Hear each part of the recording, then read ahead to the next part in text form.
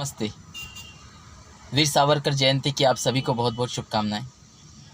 मित्रों, मैं एक बहुत ही महत्वपूर्ण विषय पे आपसे चर्चा करना चाहता हूं।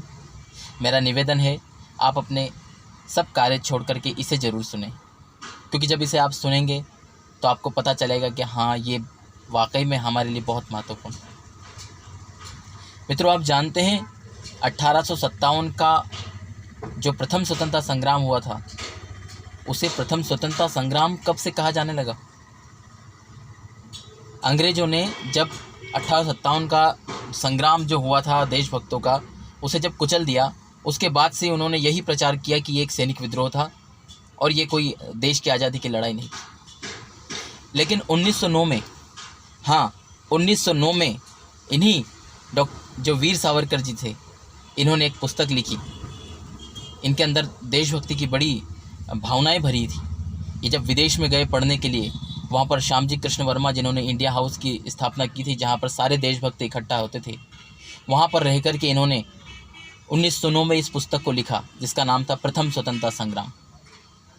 भारत का प्रथम स्वतंत्रता संग्राम, वो पुस्तक इन्होंने लिखी और वो इतनी गजब की पुस्तक थी कि जिसे हर राष्ट्रभक्त पढ़ना चाहता था। अंग्रेज उस समय किसी भी राष्ट्रभक्त की पुस्तकों को छपने नहीं देते थे, ना ही इस तरह की कुछ बातें होती तो उनको वो विरोध करते थे। तो वे अंग्रेज़ों ने उस पुस्तक का जब नाम सुना तो उन्होंने वीर सावरकर को अरेस्ट करने का विचार किया और उस पुस्तक को छपने से रोक दिया। लेकिन फिर भी वह पुस्तक गुप्त रूप से, आप जानते हैं उस पुस्तक का उस समय स्मगलिंग होती थी। आज सोने की स्मगलिंग होती है, लेकिन उस समय वीर सावरकर की लिखी उस पुस्तक की स्मगलिंग होती थी और हर राष्ट्रभक्त उस पुस्तक को पढ़ना चाहता था। और उस पुस्तक को पढ़ने के बाद राष्ट्रभक्त के मन में वे भावनाएं उत्पन्न होती थी कि वे अपनी मातृभूमि के लिए अपना संपूर्ण समर्पण करने के लिए उद्यत हो जाते थे। जिस प्रकार महर्षि दयानंद के सत्यार्थ प्रकाश ने देशभक्तों के भीतर, धर्म भक्तों के भीतर एक भयंकर उत्साह उत्पन्न कर दिया था, उनकी जो अस्मिता थी उसे जगा दिया था, हजारों वर्षों से सोए हुए भारतीयों को अपनी मूल संस्कृति से परिचित करा दिया था। इसी प्रकार वीर सावरकर की पुस्तक ने देशभक्तों के भीतर देश के प्रति लड़ने मरने और स्वतंत्रता प्राप्ति के लिए जागृत कर दिया। उस पुस्तक के बाद ही इस स्वतंत्रता संग्राम को भारत का प्रथम स्वतंत्रता संग्राम कहा जाने लगा। इन्हीं वीर सावरकर ने अभिनव भारत की स्थापना की थी, वही अभिनव भारत जिसमें देश के सारे क्रांतिकारी जुड़े हुए थे, जो क्रांति की राह पर चलते थे और देश में अंग्रेजों के राज्य को ख़त्म करना चाहते थे। इन्हीं वीर सावरकर ने जब इस देश में जो देशभक्त क्रांतिकारी होते थे उन्हें काला पानी की सज़ा दी जाती थी, उस काला पानी की सज़ा को इन्होंने भोगा। इन्हें 50 वर्ष की काला पानी की सज़ा दी गई। मित्रों, आज कुछ लोग कहते हैं कि वीर सावरकर गद्दार थे। ये कौन लोग हैं? ये वो लोग हैं जो इस देश के राष्ट्रवाद से डरते हैं, जो इस देश के राष्ट्रवाद जो लगातार देश में बढ़ रहा है उससे अपनी दुकानदारी बंद हो जाने का डर करते हैं, जिन्हें डर है कि उनकी दुकानदारी बंद हो जाती है। वे लोग वीर सावरकर का विरोध करते हैं। आप कभी गहराई से जाना ये लोग क्यों करते विरोध? ये इसलिए करते हैं कहीं आप जाग न जाएं, कहीं आपको आपकी भारतीयता पता न चल जाए, क्योंकि वीर सावरकर ने वह कार्य किया था कि इस देश का हिंदू, इस देश का जो राष्ट्रभक्त है वह जाग रहा था। हिंदू कहने से मेरा तात्पर्य ये नहीं कि केवल एक वर्ग विशेष, इस देश का जो रहने वाला है, जो इस देश को अपना मानता है वो हिंदू है। और यही वीर सावरकर जी ने अपनी पुस्तक में भी कहा है। उन्होंने अपनी एक पुस्तक लिखी थी हिंदुत्व। उस पुस्तक को आप पढ़िएगा, आपको इनके विचार समझ में आएंगे और हिंदू क्या है ये भी समझ में आएगा। हिंदू कोई सांप्रदायिक नहीं होता। हिंदू इस देश का जो सच्चा बेटा है, जो इस देश को अपना मानता है, इस देश को अपनी मातृभूमि, पुण्य भूमि मानता है, वो हिंदू है, ऐसा वीर सावरकर जी कहते हैं। इस पुस्तक ने भारत के इतिहास में एक बड़ा परिवर्तन कर दिया। उस समय जब कांग्रेस स्वराज्य की बात कर रही थी, देश की बात कर रही थी, वहीं कुछ लोग कांग्रेस के अंग्रेजों के राज्य में ही जीना पसंद कर रहे थे। वे कहते थे कि अंग्रेज रहें, शासन करते रहें, केवल हमें थोड़ी सी सुविधाएं, थोड़े से अधिकार दे दें। ऐसे समय में वीर सावरकर ने पूर्ण स्वराज्य की बात कही, पूर्ण स्वतंत्रता की बात कही और अंग्रेजों के खिलाफ षड्यंत्र रचने शुरू किए और उनको मारना, यहाँ तक कि आपको पता होगा 1910 में इनके भाई ने, इनके अपने मित्र जो मंडली थे उन्हीं में से किसी ने अंग्रेज़ों की एक की हत्या कर दी थी 1910 में, जिसके षड्यंत्र में इन्हें भी काला पानी की सज़ा हुई थी। काला पानी की सज़ा का नाम सुनते ही उस समय के बड़े बड़े धुरंधर कांप जाते थे, लेकिन वीर सावरकर जी ने उस काला पानी की सज़ा को भोगा। इनके ऊपर ये आरोप लगाया जाता है कि इन्होंने उसमें काला पानी की सज़ा से माफ़ी मांगी, लेकिन क्या यह कोई बड़ी बात थी? क्या इस प्रकार के राष्ट्रभक्त, देशभक्त, जिन्होंने 1857 का इतिहास लिखा हो, जिन्होंने अंग्रेज़ों के खिलाफ सशस्त्र क्रांति की बात कही हो, क्या वे अंग्रेज़ों के सामने झुकेंगे? अगर यही बात है तो फिर तो शिवाजी महाराज भी गद्दार हैं, जिन्होंने संधि की थी। इस हिसाब से तो महाराणा प्रताप भी गद्दार है, जो जंगलों में छुपे थे।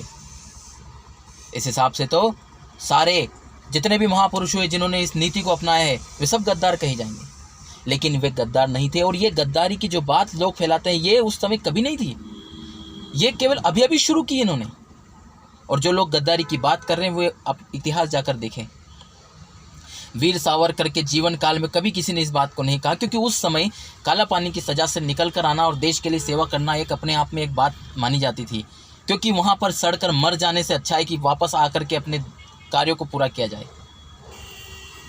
महात्मा गांधी लिखते हैं कि उस समय ये एक सामान्य बात थी। सरकार को लिख कर दिया जाता कि हम सब राज्य के राज्य के विरोध में कुछ नहीं करेंगे और हमें आप क्षमा कर दें, इस प्रकार की लिख करके भेजा करते थे। उस समय वीर सावरकर जी ने उस समय सेल्युलर जेल में वो एक प्रकार से बाबू हुआ करते थे, उनकी बातों को सब मानते थे। उनका इतिहास पढ़िएगा।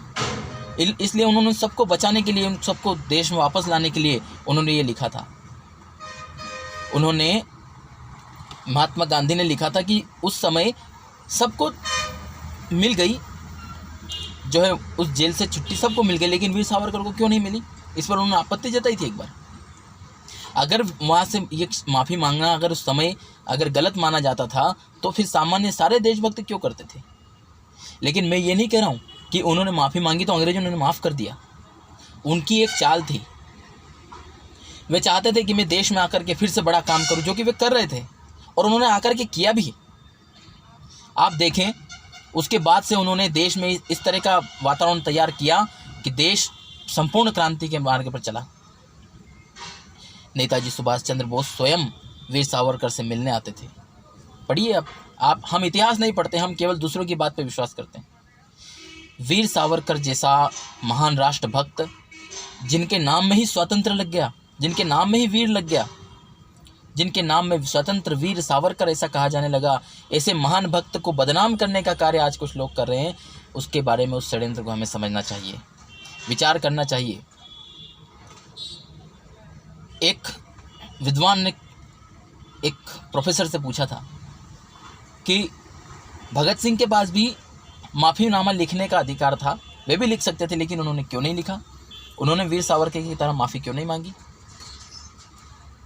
तो उन्होंने कहा था कि ये दोनों अपनी जगह ठीक थे। भगत सिंह ने जब बम फेंका था असेंबली में, तभी उसने तय कर लिया था कि मुझे फांसी का फंदा चाहिए, क्योंकि मैं जब यहाँ से जाऊँगा तो मेरे खून के छींटे से हजारों भगत सिंह पैदा होंगे। इस भाव से उन्होंने फांसी का फंदा अपनाया था। लेकिन वीर सावरकर ये चाहते थे कि मैं इस कार्य को और आगे करके जाऊँ। जो उन्होंने किया, आज उसी का परिणाम है कि हमारे देश में राष्ट्रवादी ताकत मजबूत हुई है। अन्यथा हमारे इतिहास को, हमारी संस्कृति को नष्ट करने का पूरा षड्यंत्र पिछले 60-70 सालों में कम्युनिस्ट इतिहासकारों ने और कुछ सेकुलर वामपंथी लोगों ने किया है। हमें सत्य को जानना चाहिए, समझना चाहिए। किसी की बात को सुनकर ही किसी को नहीं मान लेना चाहिए। जो देशभक्त 1857 के क्रांति को सारे विश्व में प्रचारित कर सकता हो, जो अंग्रेजों के खिलाफ इतने बड़े षड्यंत्र करता हो, क्या वह अंग्रेजों की गुलामी करेगा? जिसके भाई ने राष्ट्र के लिए अपने प्राणों की आहुति दी हो, क्या वे इस प्रकार की हरकत करेंगे? जिनके रोम रोम में वीरता भरी हो, जिनके रोम रोम में देशभक्ति भरी हो, राष्ट्रभक्ति भरी हो, उनके बारे में इस तरह की बातें करना। और अभी इतिहास को सही से पढ़े जाने की आवश्यकता है। लगे हुए हैं राष्ट्रभक्त, देख रहे हैं सच्चाई को, समझ रहे हैं, और तुम्हारे षड्यंत्र को भी समझ रहे हैं। किस प्रकार तुम छोटी छोटी बातों से देश के सम्मान को गिराने का कार्य कर रहे हो। जिस प्रकार अभी वर्तमान को देख लो, अभी राम जन्मभूमि से अवशेष निकले, तुमने किस प्रकार अपना पासा पलटा, किस प्रकार बाबरी मस्जिद करते करते तुम बौद्ध विहार की तरफ चल पड़े। अरे तुम्हें न तो बाबरी मस्जिद चाहिए थी, न तुम्हें बौद्ध चाहिए, न तुम्हें डॉक्टर अंबेडकर चाहिए। तुम्हें केवल अपने स्वार्थ सिद्ध करना है, तुम्हें केवल इस देश धर्म संस्कृति को नष्ट करना है। इस भाव को लेकर के तुम अपना कार्य करते हो। अगर तुम्हें सच्चाई को जानना होता तो तुम वीर सावरकर को पढ़ते, ना कि केवल। अच्छा, वीर सावरकर के बारे में इतनी बड़ी झूठी बात कांग्रेस के बड़े बड़े नेता भी कह रहे थे। क्या उन्हें नहीं पता कि इंदिरा गांधी ने उस समय उनके नाम की डाक टिकट जारी की थी, उनको महान राष्ट्रभक्त कहा था। क्या लोग हैं। सोचना चाहिए, विचार करना चाहिए, क्या षड्यंत्र है, क्यों उन्हें बदनाम किया जा रहा है। मैं बताता हूँ, उन्हें इसलिए बदनाम किया जा रहा है क्योंकि उनके नाम से हिंदुत्व जग रहा है। वीर सावरकर ही वे प्रणेता थे जिन्होंने हिंदुत्व की परिभाषा दी, जिन्होंने हिंदू की परिभाषा दी, जिन्होंने हिंदुओं को मार्गदर्शित किया। उनके मार्ग पर चलकर आज हिंदू समाज जाग रहा है। यह इन दुष्टों से देखा नहीं जा रहा है, इसलिए वो मूल पर प्रहार कर रहे हैं। वे सोच रहे कि वीर सावरकर को दोषी साबित कर दो तो उनकी विचारधारा को भी हिंदू समाज भूल जाएगा। लेकिन ये षड्यंत्र तुम्हारा इस ज़माने में तो नहीं चल पाएगा, क्योंकि इस ज़माने में बहुत से राष्ट्रभक्त तैयार हो चुके हैं और बहुत से हो रहे हैं। तुम भूल जाओगे, तुम्हारे इन षड्यंत्र पे तुम कामयाब हो जाओगे। ये देश सदा ऐसे दुष्टों के लिए इस देश के राष्ट्रपुत्र पैदा करता है, और इस तरह के हजारों राष्ट्रभक्त राष्ट्रपुत्र इस देश में पैदा हो चुके हैं। तुम्हारे षड्यंत्रों को कभी नहीं चलने देंगे। इसलिए अभी भी समय है, सत्य की ओर आओ, झूठ फैलाना बंद करो। तो ऐसे महान वीर सावरकर के बारे में हम सब उनके जीवनी को पढ़ें, उनकी सच्चाई को जानें। यही मेरा आप सबसे निवेदन है। यदि हम वीर सावरकर को नहीं जानेंगे तो हम वास्तव में हमारे राष्ट्र की जो वास्तविकता है उसे नहीं जान पाएंगे। मित्रों, मैं हर बार कहता हूँ कि हमें अपने पिछले 100 साल का इतिहास पढ़ लेना चाहिए। आपको ये सारे षड्यंत्र समझ में आ जाएंगे किस प्रकार किए जा रहे हैं। ये लोग संविधान का नाम लेते हैं, संविधान का नाम लेकर के ये मोदी का विरोध करते हैं, सीएए का विरोध करते हैं, शाहीन बाग लगाते हैं, कम्युनिज्म फैलाते हैं, सांप्रदायिकता फैलाते हैं। इन्हें सोचना चाहिए कि संविधान में ऐसी ऐसी बातें लिखी जो तुम्हारे एजेंडे के खिलाफ है। तुम दुनिया को दिखाने के लिए भले संविधान हाथ में लो, लेकिन तुम संविधान को जानते नहीं हो, मानते नहीं हो। संविधान में लिखा है कॉमन सिविल कोड लाया जाएगा, तुम उसका समर्थन करते हो। संविधान में लिखा है कि जनसंख्या का बिल लाना चाहिए, क्या तुम उसका समर्थन करते हो? संविधान में कहा गया है कि हम सब सेकुलर रहें, हम सब पंथ निरपेक्ष रहें, ना कि धर्म निरपेक्ष।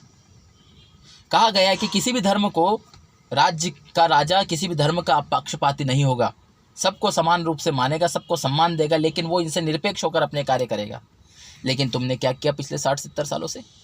सेकुलर का अर्थ कर दिया कि जो हिंदू का विरोध करे, जो हिंदू धर्म का जितना ज़्यादा अपमान करे, जितनी गाली दे, उतना बड़ा सेकुलर। और जो इस्लाम का सबसे बड़ा नाम ले, इस्लाम की बात करे, इस्लामिक आतंकवाद को आतंकवाद ना कहे, वो सेकुलर। धिक्कार है तुम लोगों को, इतना झूठ फैलाया, इतने बड़े झूठ को फैलाकर तुमने। लेकिन हाँ, तुम्हारे इस झूठ के कारण, तुम्हारी इन बातों के कारण राष्ट्रवाद तो खड़ा हुआ। मैं तुम्हें इस बात के लिए धन्यवाद देना चाहूँगा कि तुम इस तरह के षड्यंत्र करते रहो, देश के बेटे जागते रहेंगे।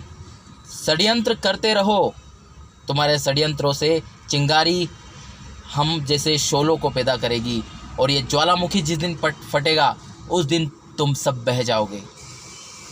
तुम सब जो इस देश को ख़त्म करना चाहते हो, जो इस देश को नष्ट करना चाहते हो, तिनके की तरह बिखर जाओगे। और ये राष्ट्र हजारों लाखों सालों से ऐसा ही है और इसी तरह रहेगा और उन्नति करता रहेगा। तुम्हारे षड्यंत्र नाकामयाब होंगे। इसलिए वीर सावरकर जी को पढ़िए। हे मेरे देश के देशभक्तों, राष्ट्रभक्तों, वीर सावरकर को अपना आदर्श बनाओ, महर्षि दयानंद को अपना आदर्श बनाओ। और नेताजी सुभाष को अपना आदर्श बनाओ। मैंने अपने जीवन में केवल इन 3 महापुरुषों को अपना आदर्श माना है। आध्यात्मिक जगत में महर्षि दयानंद, वर्तमान के राष्ट्रीय जगत में वीर सावरकर और नेताजी सुभाष चंद्र बोस। इनके आदर्शों पे चलो। वीर सावरकर की महानता की क्या क्या बात कहूँ। ऐसे महान राष्ट्रभक्त जिनके हृदय में केवल देश अखंड भारत रहा करता था, जिन्होंने अन्न जल त्याग दिया और कहते थे कि जब तक सिंधु नदी मेरे देश के ध्वज के नीचे ना आए तब तक मैं कैसे अन्न जल ग्रहण करूं। इनकी एक बेटी थी, वो बेटी इनके लिए जल लेकर के आई। जब इन्होंने अन्न त्याग कर दिया था 1966 में फरवरी में, तब उनकी बेटी जल लेकर के आती है और उनको कहती, पिताजी जल पी लीजिए। तो कहते, बेटा मैं कैसे जल पी लूँ, मेरे देश की सिंधु नदी जब तक विदेशियों के षड्यंत्रकारियों के ध्वज जल तले बह रही है तब तक मैं कैसे अन्न जल ग्रहण करूं। जब तक वो नहीं आएगी तब तक मैं नहीं करूँगा। इसी प्रकार उन्होंने अपने प्राण त्याग किए। ऐसे महान राष्ट्रभक्त का अपमान करने पर शर्म आनी चाहिए तुम लोगों को। इसलिए उस महान राष्ट्रभक्त को जानो, समझो और अपने देश की रक्षा करो। आप सब इतनी देर से इन बातों को सुना, मैं आपको धन्यवाद नहीं दूंगा क्योंकि ये आप सबको सुनना ज़रूरी है, आप सबको ये जानना ज़रूरी है। इसलिए आप सब इन चीज़ों को जानें, समझें, पढ़ें और अपने देश, राष्ट्र, समाज को समझे, जानें। तभी आप सच्चे राष्ट्रभक्त बन सकते हैं। तो आप सबका बहुत बहुत धन्यवाद। ओम नमस्ते।